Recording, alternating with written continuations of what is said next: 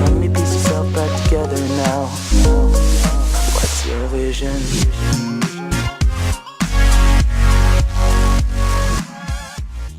Yeah. Right, and this teases us well into the next question. So a lot of people believe that, yeah, God may not originate evil, may not create evil, but he allows it. And because he allows it, then what good God would allow all these bad things to happen? Then maybe he just doesn't exist. What do you think of this? I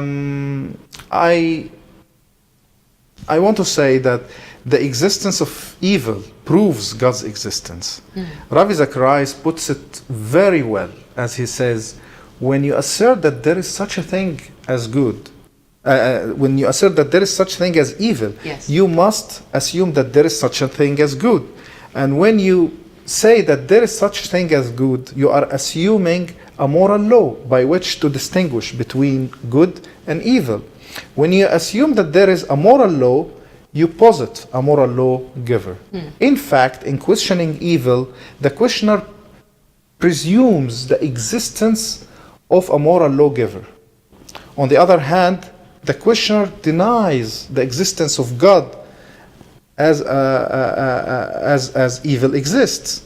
So we can say that evil can be used to argue about God's existence. C.S. Lewis, for example, was once atheist. So he thought that evil disproved God because of the cruelty of world and the injustice in the world. But where did he get this idea in the first place about justice and mercy? He realized that he took them from God. He took them from God to argue against God. So you cannot call a line crooked unless you have some idea of what the straight line means. Right. So what are we comparing this universe against when we say that God created evil or that the universe is unjust? Right, right. This is an important question. We Yes, have to absolutely. answer. What is your moral standard, and where did we get that view of goodness from? Yes. Right. So a lot of people would agree with you at this point, right? That yes, God, we can assert that He is the moral lawgiver, etc. But what about He still seems to allow a lot of evil, right? Maybe He doesn't create it, maybe He doesn't like it, maybe He refuses it, maybe it's against His being, but He allows a lot of it. This is called the logical problem of evil. If there is a God, there shouldn't be any evil. Yes. But there is evil. Yes. Therefore, God does not exist. To solve this problem, we need to think of the reason why God might allow evil. Maybe there is something else besides the elimination of evil that God wants more, but He cannot have without allowing evil to occur. But what is that thing? What God wants more than the elimination of evil? Philosophers have made many suggestions, but the most logical and prevailing by far is to preserve human free will, to give His created humans the freedom to do as they wish. God created man with free will in order to love God and to choose freely to love God. Yes. There is no value in man's love to God if it is forced or programmed, or if it is not free. Right. Yes. Therefore, God took, if we can boldly say, a risk by giving man free will and honoring that free will to the end. In fact, without free will, moral good cannot exist as well.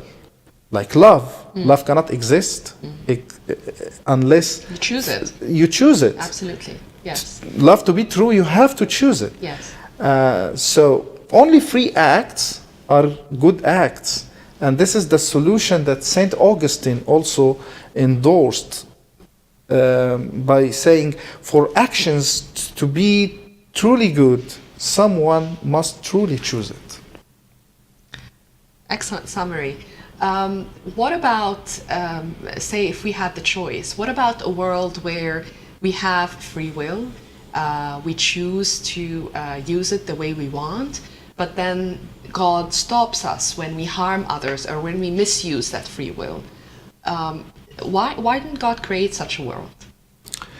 First, God created the world with natural laws. God created man with free will. God has to ensure that both works. God cannot deny either of them. So God could constantly work millions of miracles every day to stop us from falling or getting hurt or even hurting others. But our actions and free will would not have any meaning then. So if we work freely, then we are responsible for our the consequences. For the consequences. Then if we are not careful running down the stairs, we may slip. If we oppose the force of gravity, if I drive my car carelessly on the bridge and drift off the bridge, I might die. Yes. So if God intervenes with his overpowering presence, this leaves little room for his laws to work and for us to make decisions. So in other words, to make it simple, God is still sovereign and has the world in his hands, but Yes. only intervenes to the point that still gives us the chance to choose our actions, to exercise our free will, and in the meantime, for his natural laws that he cannot he cannot betray his natural laws. He cannot change them. Yeah, Yes. he cannot change them. Yes. So otherwise is an unreal world. It will be Yes. a virtual world. Yes. We cannot live in such a world that sometimes the gravity works and sometimes it doesn't. Absolutely. So Would be this unstable. Yes. This is the reason. You're absolutely right. And in addition to the consistency in the laws and natural law, there has to also be consistency in dealing with us, right? So if he's going to stop this bad man from pulling a trigger or doing whatever, Exactly, it is, he has to he stop needs to me stop when us. yeah. Exactly, Yeah. absolutely. Excellent, Sameh. So we're nearing the end of this episode, and it seems, from our discussion that evil is inevitable. If man still, keeps his free will and God honors that choice, right, we will have people who will misuse that free will and create evil. So how do you recommend people deal with it and confront this problem of evil? First, we need to know what evil is. We need to understand evil, and we need to know where did it come from.